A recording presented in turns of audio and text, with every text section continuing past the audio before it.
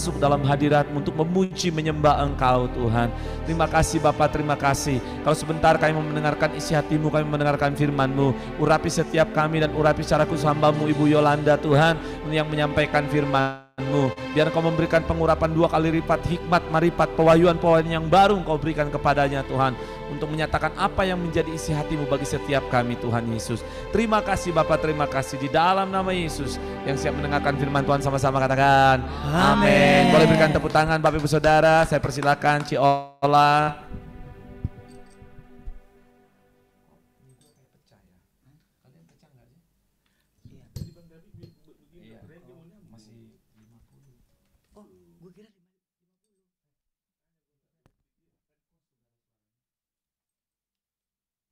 Oke, shalom semuanya. Apa kabar? Puji Tuhan, terima kasih. Selalu diberkati sama pujian penyembahan Rumah Doa Immanuel, tim yang luar biasa.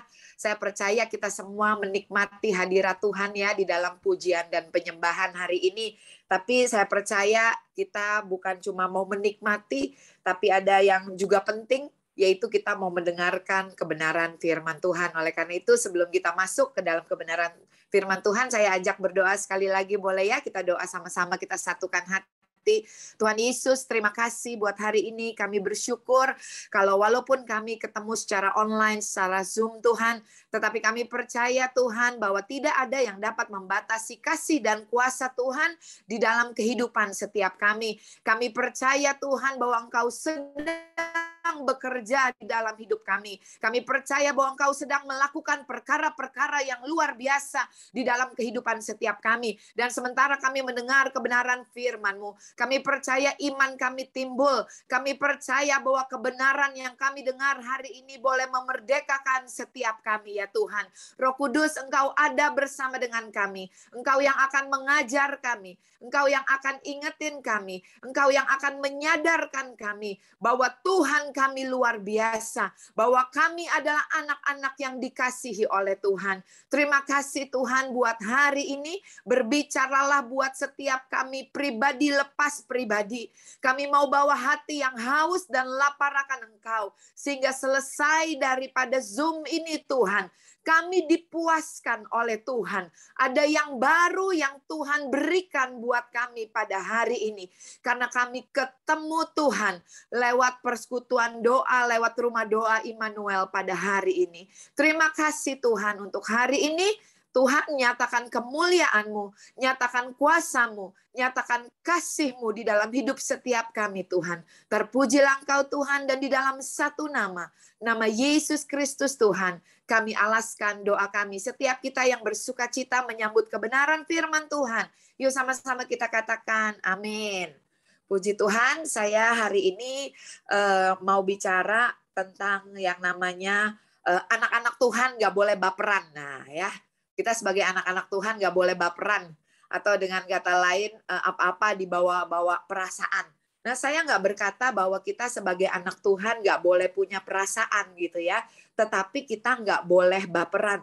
Tetapi sebagai anak Tuhan, kita harus hidup dipimpin oleh Roh Kudus, bukan dipimpin oleh daging kita. Ya, maksudnya dipimpin oleh Roh Kudus, ada tertulis, saudara, bahwa firman Tuhan itu adalah roh dan kehidupan. Orang yang hidupnya dipimpin oleh roh adalah orang yang hidupnya berdasarkan atau fondasi kehidupannya adalah berdasarkan firman Tuhan. Sedangkan orang yang hidupnya dipimpin oleh daging, bukannya cuma bicara kedagingan, saudara, tetapi orang yang hidupnya dipimpin oleh daging adalah hidupnya itu bergantung atau fondasinya atau berdasarkannya itu atas perasaannya atau atas keadaannya. Nah, kenapa saya katakan kita sebagai anak-anak Tuhan, seberapa banyak yang percaya bahwa kuasa iblis sudah dikalahkan oleh Tuhan Yesus 2000 sekian tahun lalu buat setiap kita. Amin ya saudara ya, kita percayakan hal itu di atas kayu salib. Yesus sudah mengalahkan kuasa maut, kuasa iblis, saudara. Tetapi sekarang kita sebagai anak-anak Tuhan, kehidupan kita, perjalanan kehidupan kita, apa yang kita hadapi? Yang kita hadapi adalah tipu, muslihat, iblis. Ya, kita harus melawan, tipu muslihat iblis. Nah, seringkali tipu muslihat iblis atau intimidasi iblis itu sangat mempengaruhi perasaan anak-anak Tuhan.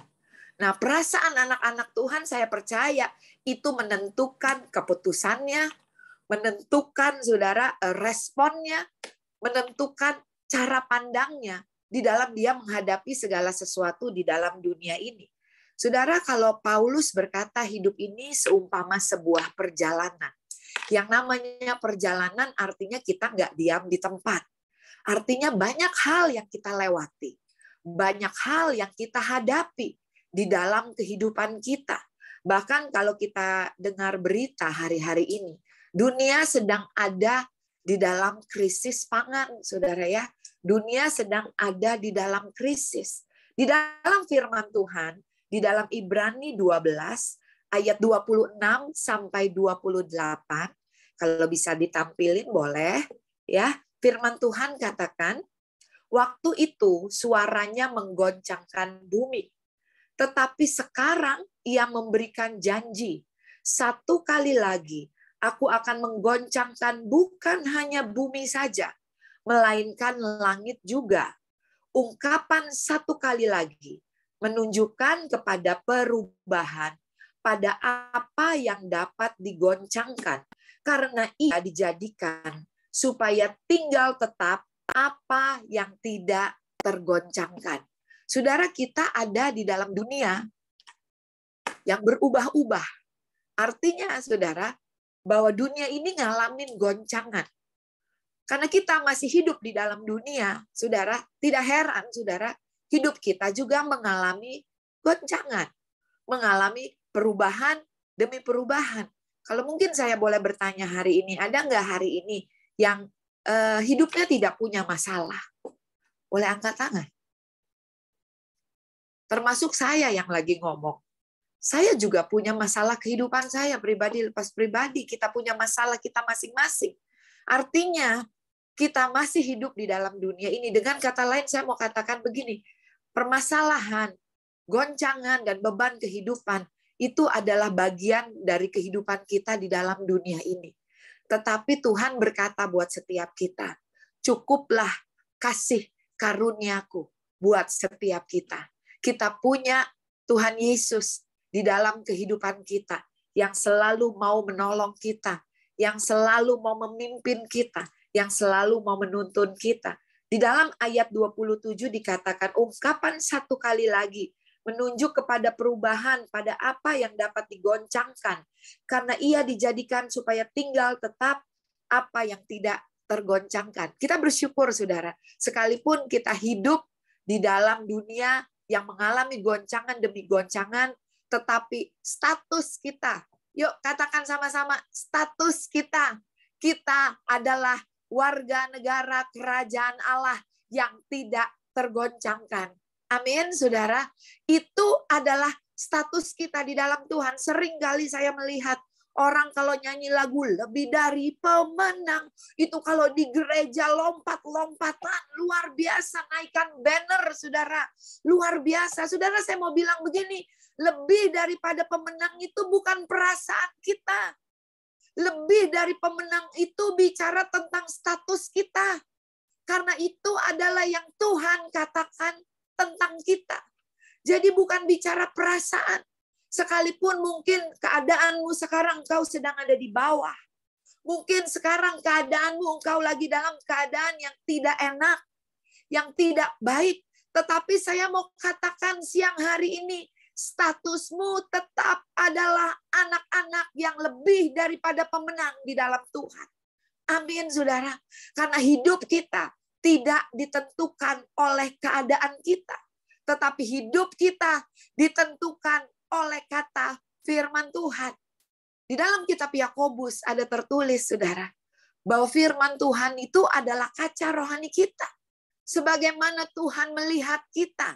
Saudara, kalau saudara mau tahu bagaimana Tuhan memandang kita, bagaimana Tuhan melihat kita anak-anaknya, saudara baca firman Tuhan. Firman Tuhan itu adalah cermin rohani di dalam kehidupan kita. Nah, saya mau tanya, Kita waktu mau pergi keluar rumah, waktu tadi saya mau Zoom gitu ya, waktu kita bangun pagi, kita sering ngaca kan ya? Siapa di sini yang jarang ngaca? Boleh angkat tangan. Pasti kita semua sering ngaca. Kepengen lihat muka kita kayak apa. Nah saudara, waktu kita ngaca, kita lihat muka kita kemarin, atau kita lihat muka kita minggu depan. Kita lihat muka kita, wajah kita saat ini.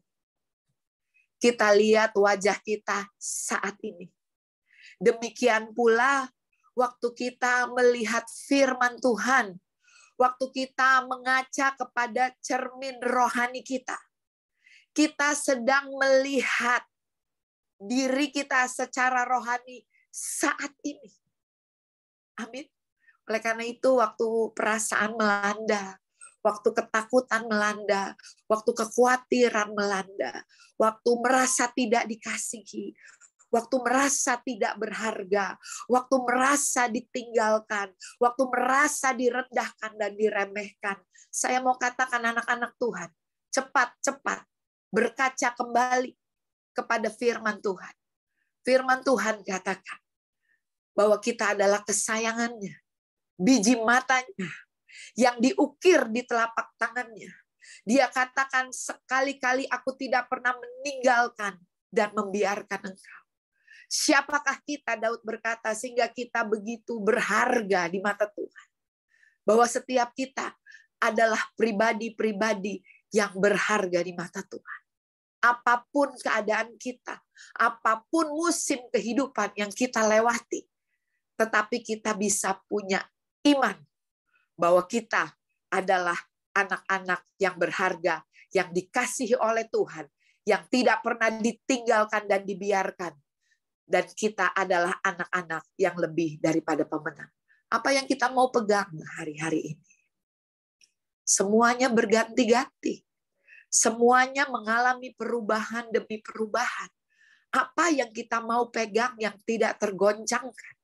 Ada tertulis, saudara, bahwa segala sesuatunya akan berlalu, tetapi firman-Ku tinggal tetap. Ada satu yang tidak pernah berubah, yaitu kasih Tuhan dan janjinya bagi setiap kita. Apa yang saudara mau pegang hari-hari ini? Biarlah setiap kita boleh berpegang kepada firman Tuhan, kepada janjinya. Itu yang membuat hidupmu dan hidupku bisa punya fondasi. Sehingga waktu goncangan itu datang. Saudara, kalau kita lihat gempa bumi, saudara, biasanya yang diserang itu apa, saudara? Fondasinya. Banyak orang yang tidak tertarik sama fondasi. Tetapi sesungguhnya sebuah bangunan, saudara, itu bisa berdiri tegak, saudara ya, bisa berdiri megah. Itu tergantung dari fondasinya, saudara. Oleh karena itu waktu goncangan datang, saudara, fondasi itu menentukan, saudara. Ya, mungkin seolah-olah gedungnya masih berdiri, seolah-olah rumahnya masih berdiri, tetapi nggak lama lagi akan runtuh, saudara. Oleh karena itu, saudara, penting untuk kita membangun fondasi kehidupan kita, bukan berdasarkan perasaan kita, bukan berdasarkan pengalaman-pengalaman kita. Tetapi biarlah fondasi kehidupan kita bangun berdasarkan firman Tuhan, berdasarkan apa yang Tuhan katakan tentang kita. Kalau di dalam firman Tuhan, di dalam 2 Korintus 5 ayat 7 dikatakan, sebab hidup kami ini adalah hidup karena percaya, bukan karena melihat.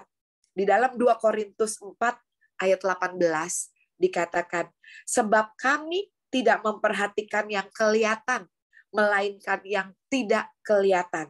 Karena yang kelihatan adalah sementara, sedangkan yang tidak kelihatan adalah kekal. Saudara, ayo kita fokus sama yang kekal. Kita boleh bilang sama diri kita sendiri, masalah saya cuma sementara. Beban kehidupan saya cuma sementara. Tapi saya percaya bahwa kasih Tuhan dan janji Tuhan di dalam kehidupan saya itu kekal adanya. Saudara, orang Kristen yang hidupnya, saudara, berdasarkan perasaan, saudara. Saya mau katakan atau dikendalikan oleh perasaannya, saudara. Orang Kristen yang demikian akan jadi orang Kristen yang roller coaster, saudara ya. Orang Kristen yang demikian, saudara, yang dikendalikan oleh perasaannya, dikendalikan oleh emosinya, atau dengan bahasa zaman now dikatakan orang Kristen yang baperan, saudara. Orang Kristen yang demikian, saudara, hidupnya tuh, saudara, sulit untuk mengalami pertumbuhan, saudara. Bahkan sulit untuk berkomitmen, sulit untuk bertumbuh. Dia lagi happy, dia rajin doa, pujian penyembahan, dia rajin ikut rumah doa Immanuel. Saya percaya di sini nggak ada ya, saudara ya. Tetapi waktu hidupnya lagi ngalamin beban, doanya mungkin seolah-olah tidak dijawab, tidak sesuai dengan ekspektasinya gitu ya. Banyak orang, saudara, itu menjadi kecewa karena ekspektasinya itu tidak tercapai. Saudara ya, oleh karena itu yuk kita sinkronkan, kita samakan ekspektasi kita dengan firman Tuhan. Ya, fokus kita samakan dengan firman Tuhan. Nah, orang Kristen yang demikian, saudara, itu berubah-ubah, saudara. Kalau dia merasa kuat, dia mau komit melayani. Kalau dia merasa bahwa hidupnya lagi diberkati, saudara, dia mau komit melayani, saudara. Dia mau komit di dalam Tuhan. Tapi waktu dia merasa bahwa dia lemah, dia merasa bahwa dia lagi jatuh, dia merasa bahwa dia lagi tidak berharga, dia merasa bahwa dia tidak lagi diberkati, saudara. Udah deh. Jangan pelayanan-pelayanan dulu. Jangan doa-doa dulu. Jangan gereja-gerejaan dulu. Gue mau beresin diri gue dulu nih sendiri. Saudara, saya mau bilang hari ini, ayo kita bangkit. Hidup kita tidak dikuasai oleh perasaan kita.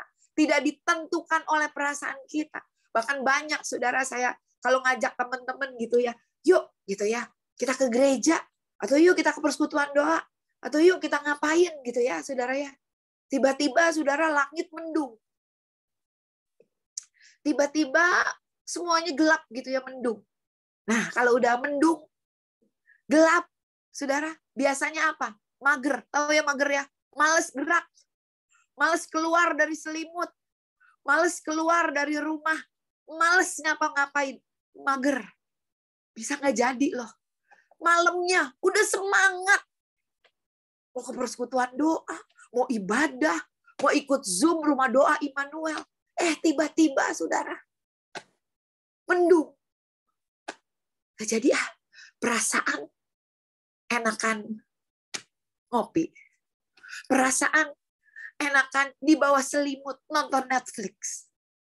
Saudara, berubah-ubah. Nggak bisa komitmen. Kenapa, saudara? Karena hidupnya, saudara, itu dikuasai, ditentukan oleh perasaannya.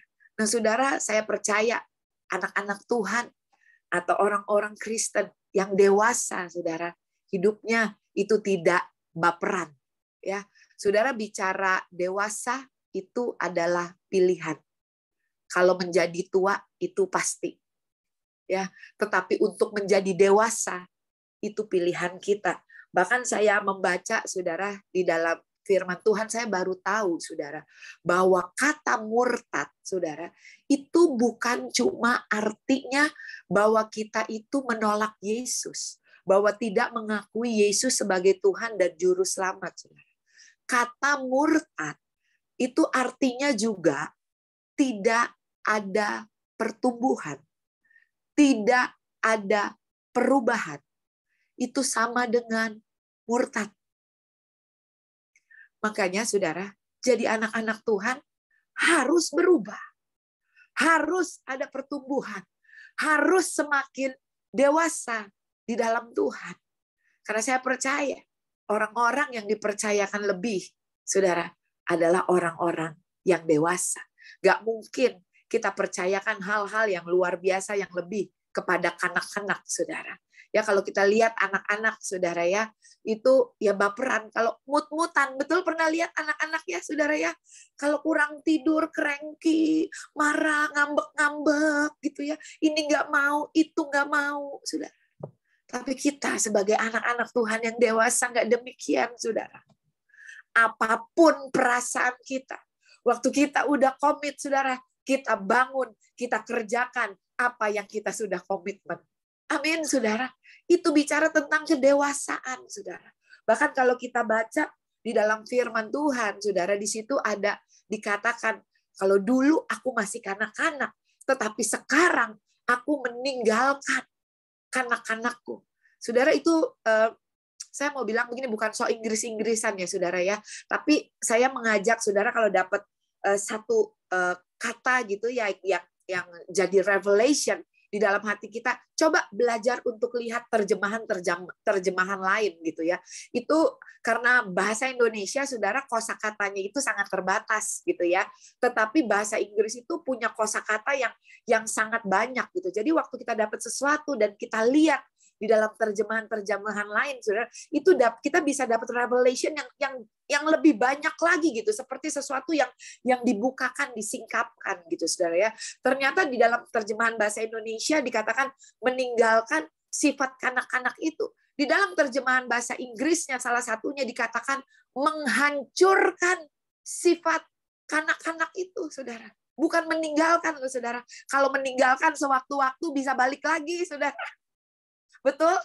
Tetapi firman Tuhan katakan menghancurkan sifat kanak-kanak itu. Artinya no turning back.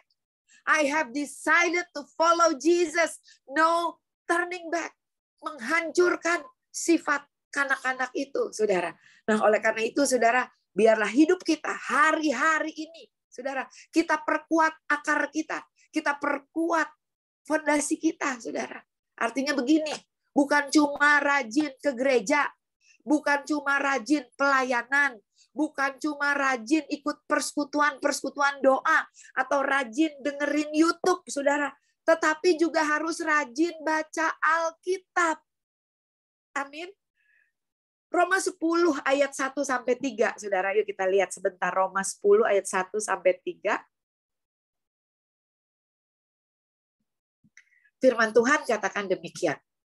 Saudara-saudara, keinginan hatiku dan doaku kepada Tuhan ialah supaya mereka diselamatkan. Sebab aku dapat memberi kesaksian tentang mereka, bahwa mereka sungguh-sungguh giat untuk Allah, tetapi tanpa pengertian yang benar. Sebab oleh karena mereka tidak mengenal kebenaran Allah, dan oleh karena mereka berusaha untuk mendirikan kebenaran mereka sendiri, maka mereka tidak takluk kepada kebenaran Allah. Saudara, firman Tuhan ini katakan loh, mereka giat untuk Allah. Artinya rajin, saudara. Tetapi mereka tidak tunduk kepada kebenaran Allah. Saudara, Matius 6 ayat 33 katakan begini, carilah dahulu kerajaan Allah dan kebenarannya, maka segala sesuatunya akan ditambahkan kepadamu.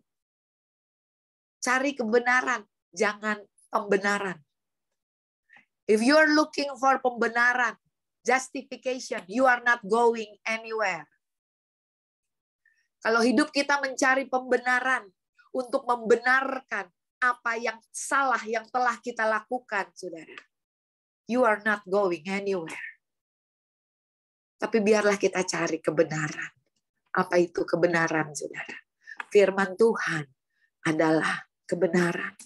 Karena firman Tuhan itu selalu sanggup, saudara, ya, untuk menuntun kita, untuk menasehati kita, untuk merubah kita. Cari kebenaran, walaupun, saudara, kalau kita lihat kebenaran kita salah, ya wis lah kita salah. It's okay. Kan gak ada orang yang gak pernah salah. Ada yang gak pernah buat salah?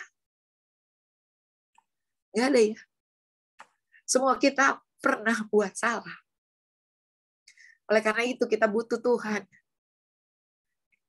Kita butuh berfellowship. Kita butuh persekutuan. Kita butuh ke gereja. Untuk kita menjadi pribadi yang lebih benar lagi di dalam karakter kita, di dalam perbuatan kita. Amin, saudara.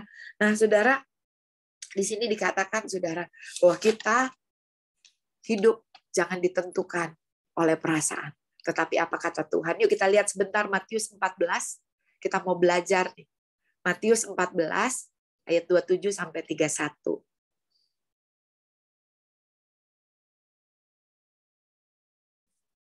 Matius 14 ayat 27 sampai 31.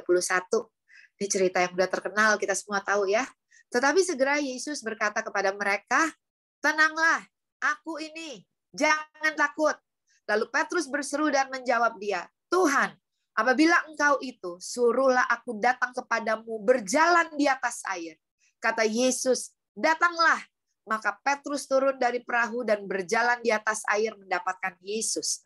Tetapi ketika dirasanya tiupan angin, takutlah ia dan mulai tenggelam lalu berteriak, "Tuhan, tolonglah aku." Segera Yesus mengulurkan tangannya, memegang dia dan berkata, "Hai orang yang kurang percaya, mengapa engkau bimbang?"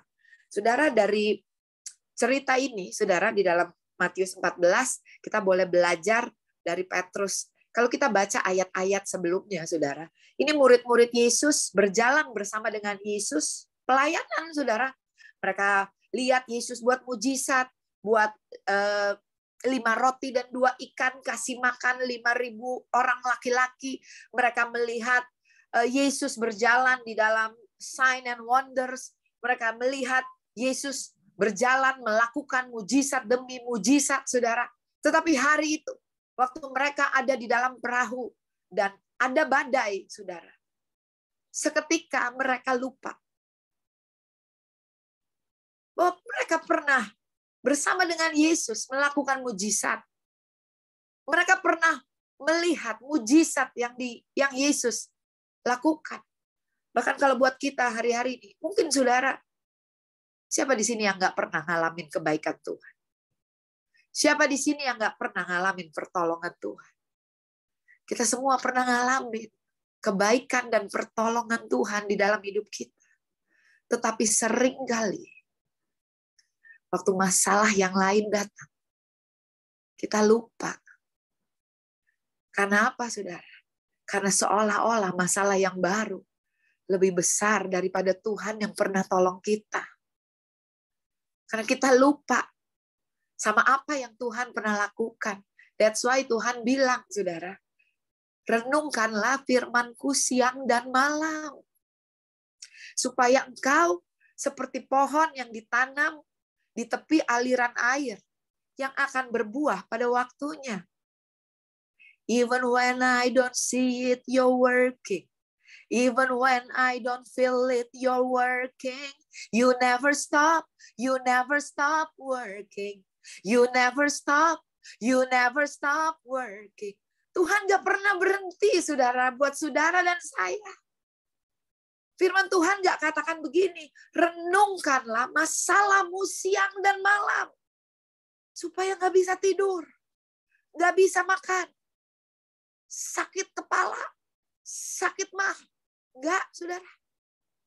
Tuhan suruh switch your focus.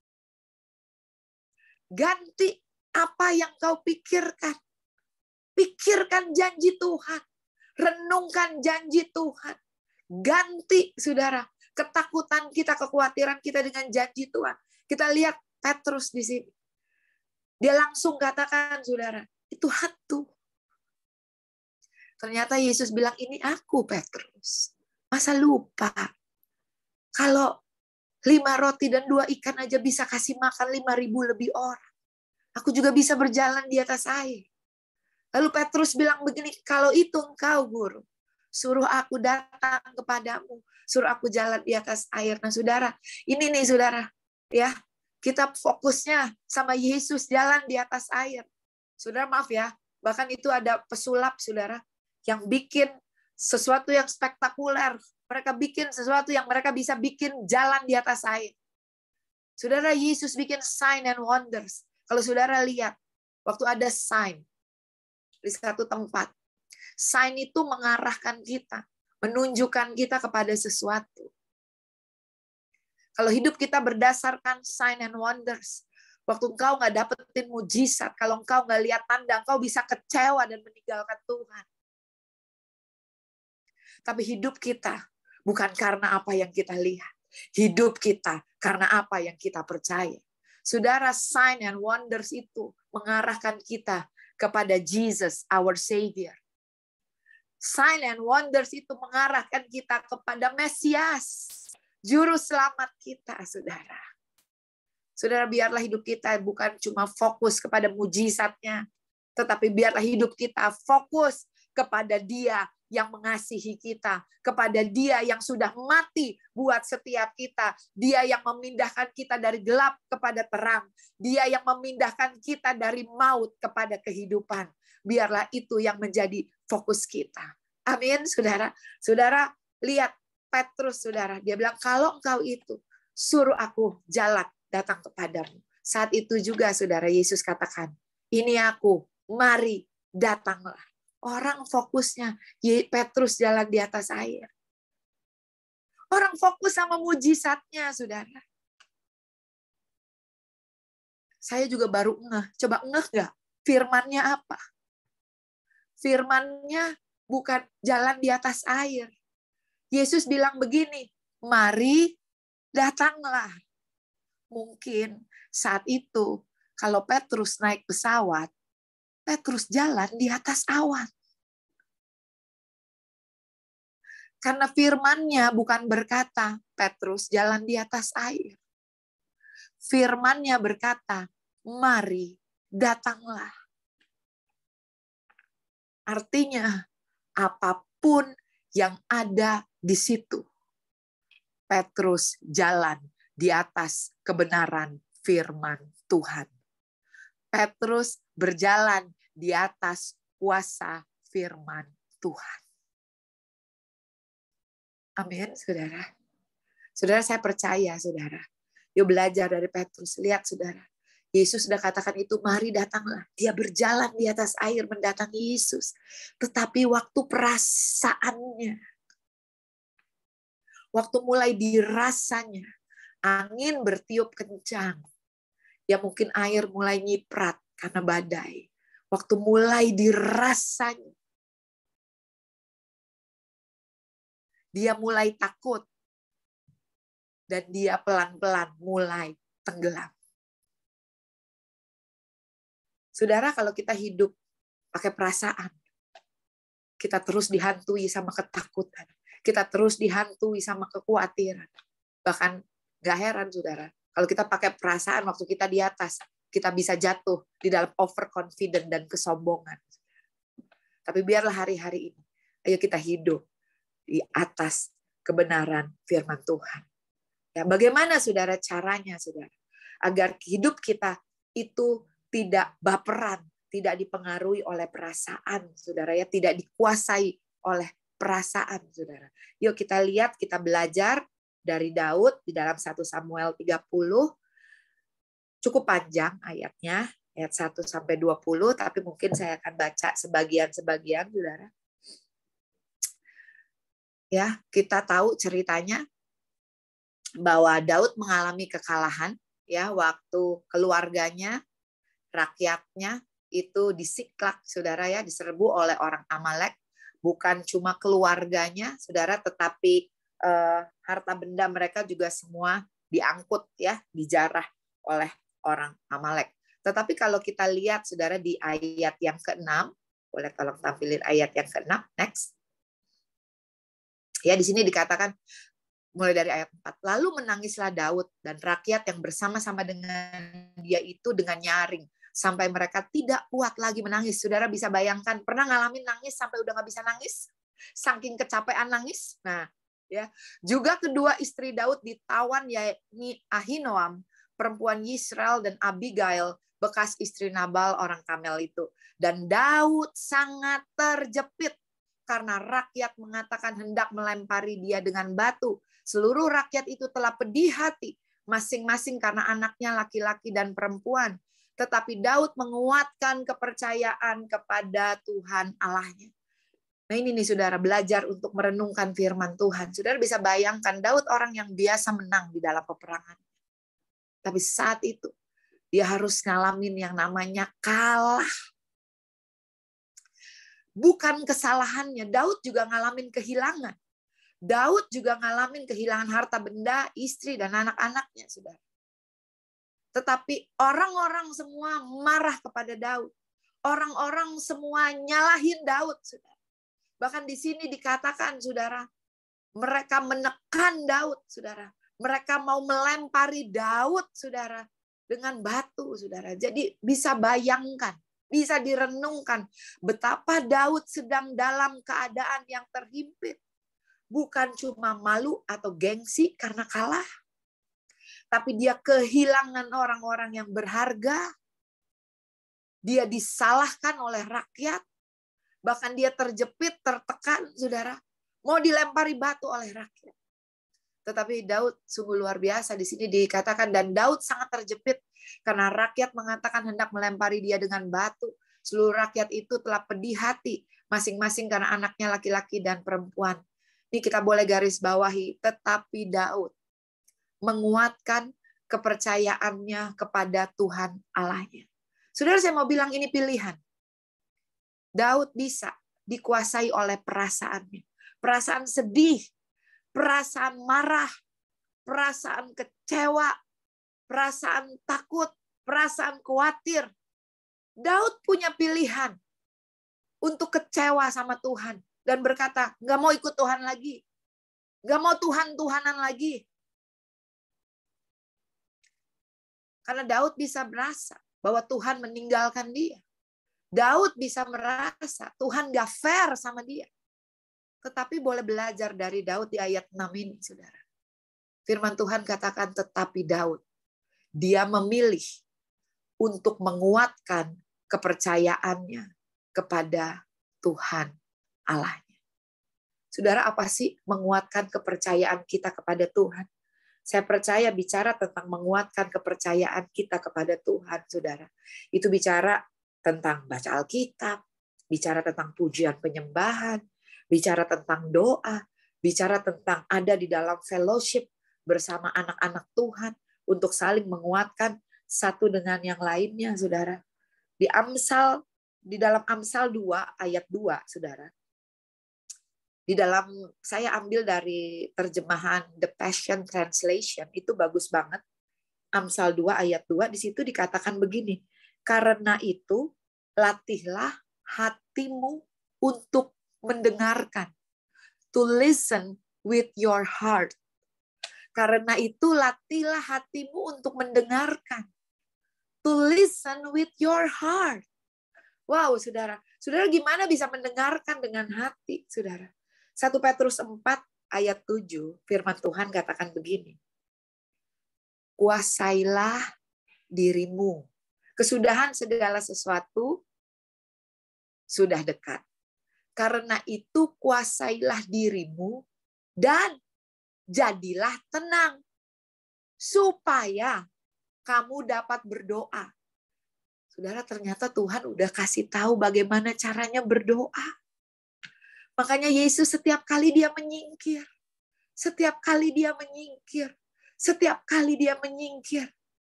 Supaya dia bisa tenang dan supaya dia bisa dapat berdoa. Kita beda ya saudara ya. Kita waktu kita punya tantangan, kita sibuk WA teman-teman. Doain ya. Doain ya. Tolong dukung dalam doa ya. Tolong ya. Tolong dukung dalam doa ya. Tolong ya.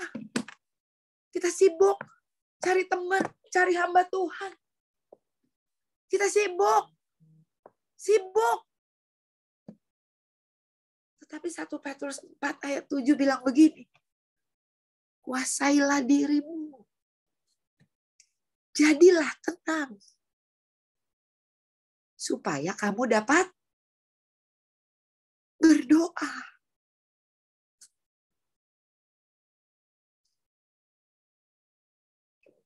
Kita kan kalau panik baru doa.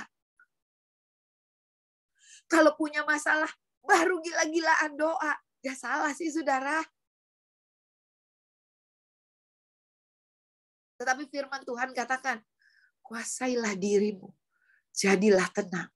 So you can pray. Karena doa bicara komunikasi kita sama Tuhan. So you can listen with your heart. Seringkali waktu kita doa, Apalagi waktu panik ya, waktu punya masalah, yang ngomong pengalaman pribadi nih saudara. Banyakan kita yang ngomong, Tuhan tolong, Tuhan tolong, Tuhan berkati, Tuhan begini, Tuhan begini. Kita yang ngatur Tuhan. Kan doa komunikasi sama Tuhan. Jarang-jarang tuh kita mau diem. Banyakan kalau diem kalau ngantuk. Diam, so you can listen. Tenang, so you can listen. Coba kalau kita lagi ngobrol sama teman kita, dua-duanya ngomong, kan bingung. We don't get anything. Kita nggak dapet apa-apa. Karena dua-duanya ngomong. Yuk bilang sama diri kita sendiri, kalau ngomong gantian. Ada waktunya kita ngomong sama Tuhan. Ada waktunya kita diam. Untuk dengar Tuhan. Saudara. So you can listen with your heart. Supaya kita dengar suara Tuhan. Bahkan gak sedikit anak-anak Tuhan. Cari Mami Lili. Cari Mami Afi. Ya. Cari teman-teman. Cari hamba-hamba Tuhan. Bu, kok saya gak dengar suara Tuhan? Mami Lili dengar apa dari Tuhan? Mami Afi dengar apa dari Tuhan? Kok saya nggak dengar apa-apa ya? Mungkin Tuhan mau ngomong gini, nah aku mau ngomong. Kamu ngomong terus. Giliran Tuhan mau ngomong kita, amin.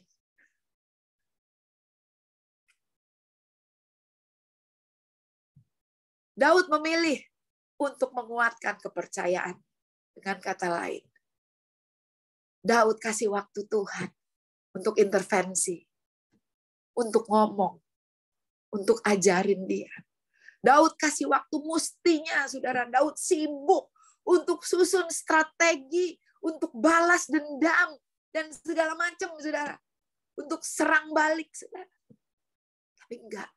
Daud enggak keburu-buru. Dia memilih untuk menguatkan kepercayaannya, saudara. To sit down and listen. Untuk dengar, saudara. 1 Petrus 4 ayat 7 dikatakan begini. Sorry, Yesaya 30 ayat 15. Yesaya 30 ayat 15, tolong.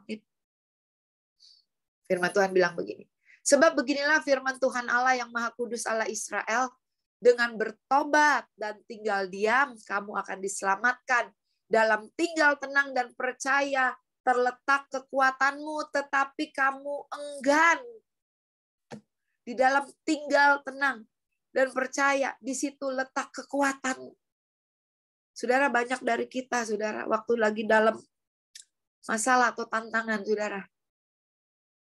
Gak salah sih, to switch our focus. Banyak-banyakin pelayanan. Biar lupa sama masalah, Bu. Gak salah sih dengan itu. Tetapi sesungguhnya, kekuatanmu yang sesungguhnya, saudara, itu adanya waktu engkau tenang dan percaya. When you are soaking, when you have your devotion, waktu engkau ambil saat teduh sama Tuhan, disitulah letak kekuatan. Banyak orang lagi di persekutuan doa kuat, yes. Lagi di dalam gereja kuat, yes. Begitu sampai rumah, lemes lagi. Tapi sesungguhnya, saudara, kekuatan kita itu waktu kita ada di dalam hadirat Tuhan, di dalam Tuhan, bersama dengan Tuhan, intim sama Tuhan. Saya ada kenal seorang hamba Tuhan, saya baru dengar, saudara, kalau mungkin saudara pernah dengar ya, saudara, namanya Heidi Baker, saudara.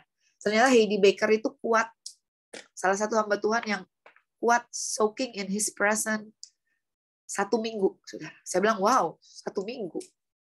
Kita kadang-kadang 2 jam aja udah kayak cacing kepanasan, saudara. 1 minggu soaking in His presence. Saya pernah datang ke KKR dia di Gandaria City, saudara. Dia baru bilang begini, Yesus, itu orang rebah, saudara. Dan ini yang saya dapat dari Tuhan. Waktu dia duduk diam di dalam hadiratku, bukan dia yang bekerja, tetapi aku yang bekerja melalui dia. Kita udah punya contoh soal nih, saudara ya. Dan Mami Lili, saya tuh selalu bisa merasakan hadirat Tuhan yang luar biasa. Saya nggak tahu berapa lama Mami Lili tuh spend time soaking in His presence, saudara. Tetapi sesungguhnya itulah kekuatan kita, saudara. Amin, saudara. Bahwa waktu kita ada di dalam hadirat Tuhan, saya punya sebuah cerita, saudara. Ada 2 orang penebang kayu, saya nggak tahu saudara pernah dengar nggak. Yang satu masih muda, yang satu sudah tua. Mereka dapat kepercayaan untuk menebang kayu. Nah, mereka bukan cuma dibayar harian, tetapi berdasarkan berapa lok kayu yang mereka tebang, itu mereka dapat biaya, dapat upah tambahan, gitu ya. Nah, yang muda ini udah begitu semangat, saudara ya. Dia begitu pede kan, pasti tenaganya lebih kuat daripada si om-om tua ini, saudara ya. Lalu waktu mereka mulai menebang, saudara, si anak muda ini begitu bersemangat tanpa henti menebang. Waktu dia lihat si om-om, saudara, itu si om-om setiap 1 jam dia berhenti 15 menit, ngaso, tarik napas dulu, duduk, nanti baru dia mulai lagi. Saudara, di sore hari setelah selesai, saudara, itu berapa banyak tebangan itu dihitung sama mandornya, karena itu mempengaruhi bayaran mereka. Ternyata waktu dihitung, saudara, si om tua ini tebangan pohonnya jauh lebih banyak daripada anak muda. Anak muda ini bingung. Kok bisa? Setiap 1 jam dia berhenti 15 menit untuk duduk tarik nafas. Saya nggak pernah berhenti loh menebang pohon itu. Tapi kenapa hasilnya bisa lebih banyak si om? Lalu anak muda ini tanya sama si om, "Om, kok bisa sih om? Om hasilnya lebih banyak dari saya. Apa rahasianya om? Padahal saya lihat om setiap 15 menit, om tuh duduk istirahat." Saya nggak pernah istirahat, kata anak muda ini. Lalu si om tua ini bilang begini, "Nak, setiap 15 menit aku istirahat untuk tarik napas, ambil nafas. Tapi sembari istirahat, aku mengasah mata kapakku. Sehingga setiap aku mulai menebang lagi, mata kapakku selalu tajam. Mata kapakmu sudah tumpul. Sehingga tidak kuat untuk menebang dengan cepat.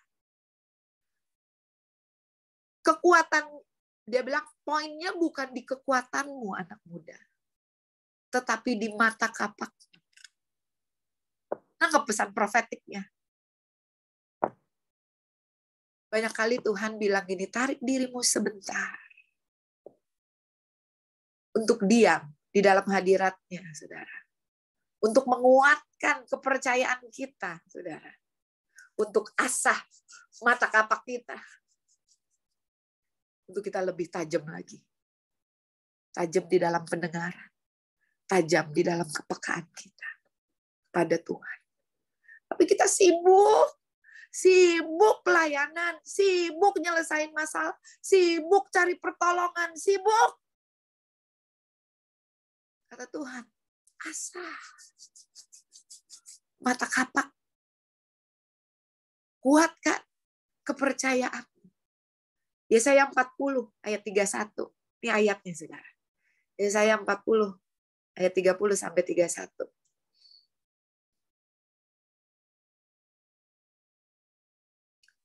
Orang-orang muda menjadi lelah dan lesu, dan teruna-teruna jatuh tersandung. Tetapi orang-orang yang menanti-nantikan Tuhan mendapatkan kekuatan baru. Mereka seumpama raja wali yang naik terbang dengan kekuatan sayapnya. Mereka berlari dan tidak menjadi lesu. Mereka berjalan dan tidak menjadi lelah. If you burn out, kalau saudara merasa lelah, capek, sesak, Tuhan kasih resep sama kita. Masuk dalam hadiratnya. Maybe you're doing nothing. Nikmatin aja. Jadi SpongeBob. Serap. Kasih. Karena itu adalah kekuatan di dalam kehidupan kita. Izinkan dia bicara, saudara. Listen. Dia mau berkata, Dia mau menguatkan kita. Saudara. Karena apa yang kita lewati, tantangan kita ini cuma sementara. Tetapi kasihnya, firman-Nya, itu untuk selama-lamanya buat saudara dan saya. Apa akibatnya, saudara? Daud menguatkan kepercayaannya kepada Tuhan. Kita bisa lihat di ayat yang ke-8. Karena Daud menguatkan kepercayaannya kepada Tuhan. Daud tetap semangat. Dia nggak jadi kecewa. Dia nggak jadi, udah nggak mau Tuhan-Tuhanan lagi lah. Tapi Daud jadi tetap semangat. Dan dia tetap tanya sama Tuhan. Seringkali cara Tuhan yang lalu belum tentu sama untuk apa yang kita hadapi hari ini. Lihat mana, tiap hari baru. Tiap hari baru. Kalau mau dikasih yang baru kok suka yang lama. Kalau Tuhan mau kasih yang baru tiap hari. Kenapa yang lama? Tuhan mau kasih buat kita selalu baru tiap hari. Tuhan mau ajarin kita. Tuhan mau tuntun kita. Di ayat yang ke-18 dan 19 firman Tuhan katakan, Daud dapat melepaskan semua yang dirampas dari dirinya. Itu semua kembali kepada Daud. Dan ayat ke-19 dikatakan, tidak ada yang hilang pada mereka. Dari hal kecil sampai hal yang besar. Semua yang hilang, Tuhan sanggup kembalikan. Dari yang kecil sampai yang besar. Dari yang tidak penting sampai yang penting. Tuhan sanggup kembalikan semuanya. Oleh karena itu Tuhan mau katakan jangan takut. Tuhan sanggup kembalikan apa yang terhilang dari dalam kehidupan kita. Tuhan kita sanggup. Saudara, bukan bagian kita untuk menerima kembali. Bagian kita menguatkan kepercayaan kita. Supaya kita kuat. Karena waktu Tuhan itu indah pada waktunya. Untuk kita sampai kepada waktunya Tuhan, kita perlu menguatkan kepercayaan kita. Karena janjinya ya dan amin. Saudara, bahkan di dalam ayat yang ke-20 dikatakan, Daud mendapat jarahan. Artinya, saudara, bukan cuma yang hilang kembali. Daud mendapat jarahan, saudara. Artinya Tuhan sanggup berikan lebih daripada apa yang terhilang. Efesus 3 ayat 20 katakan, bagi dialah yang dapat melakukan lebih banyak daripada yang kita doakan, yang kita pikirkan, yaitu kuasa yang bekerja di dalam setiap kita. Bagi dialah yang sanggup melakukan jauh lebih banyak daripada yang kita doakan. Yang jadi pertanyaannya, masih didoakan nggak? Apa udah males ngedoainnya lagi? Masih didoakan nggak? Tuhan sanggup mengembalikan lebih dari apa yang kita doakan. Karena kita punya Tuhan yang besar. Kita punya Tuhan yang luar biasa. Satu cerita terakhir, saudara. Ada seorang anak sama ayahnya.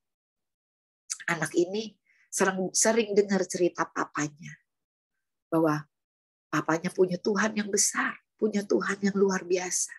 Satu waktu papanya gendong anaknya di atas pundaknya.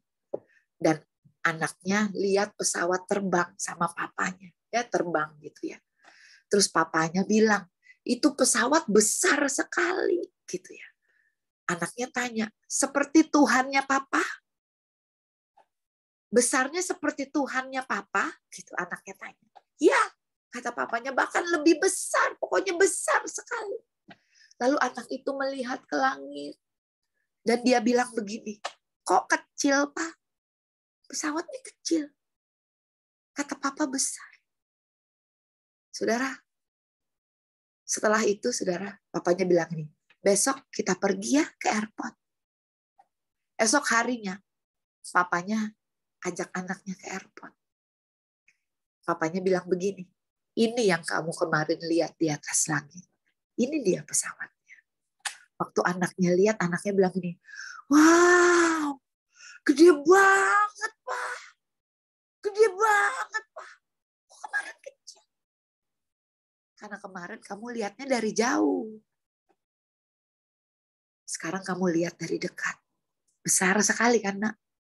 Ya besar, Pak. Begitu juga dengan Tuhan kita.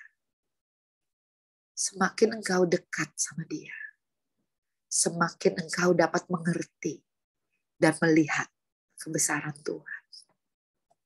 Tapi waktu engkau jauh, yang kau lihat masalahmu yang lebih besar daripada Tuhan. Saudara, yuk mendekat kepada Tuhan. Make time to have intimacy with God. Karena ada banyak hal yang Tuhan mau singkapkan. Ada banyak hal yang Tuhan mau melakukan buat hidup kita. Karena kita adalah saksinya. Hidup kita harus menyaksikan kebesaran dan kasih setianya. Tuhan mau pakai kita. Apapun keadaan kita. Roma 8 ayat 28. Tuhan sanggup turut bekerja di dalam segala perkara di dalam hidup kita untuk mendatangkan kebaikan bagi kita yang mengasihi Tuhan. Iblis, dunia boleh mereka-rekakan yang jahat buat kita, tetapi Tuhan selalu sanggup memutarbalikannya untuk mendatangkan kebaikan bagi kita yang mengasihi Tuhan. Amin. Tuhan Yesus memberkati. Thank you, Rumah Doa Immanuel. Terima kasih Ci Ola, terima kasih Ci Ola. Firman-Nya hari ini. Yuk kita siapkan hati kita akan berdoa syafaat. Satu-satunya yang ku